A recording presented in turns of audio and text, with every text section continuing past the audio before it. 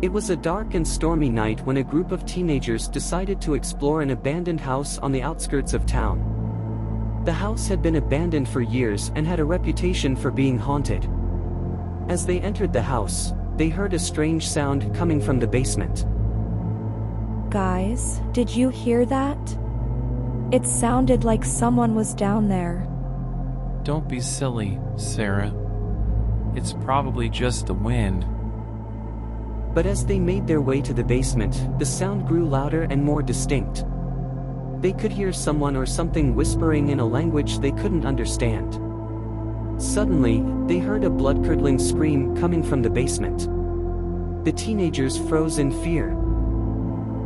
Did you hear that? Yes, we heard it. Get out! The teenagers turned around to see a ghostly figure standing in the shadows. It was the ghost of a woman who had died in the house many years ago. Leave this place and never come back.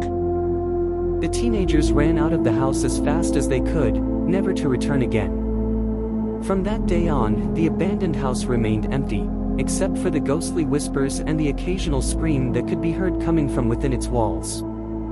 Weeks went by and the teenagers tried to put the terrifying experience behind them.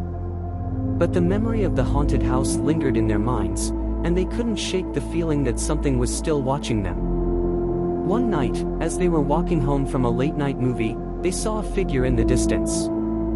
It was too dark to make out who or what it was, but they all felt a sense of unease. Who's there? Let's get out of here. As they turned to run, they heard the sound of footsteps chasing after them. They could feel a presence right behind them, breathing down their necks. They ran faster and faster until they finally made it back to Sarah's house, where they locked themselves in and tried to catch their breath. Did you see that? The teenagers tried to convince themselves that it was just their imagination playing tricks on them, but deep down, they knew that the ghost was still haunting them. From that day on, they made a pact to never speak of the haunted house again and to avoid that part of town at all costs. But every once in a while, they would hear a whisper or a scream in the distance, reminding them that they were never truly safe from the ghostly presence that still haunted them.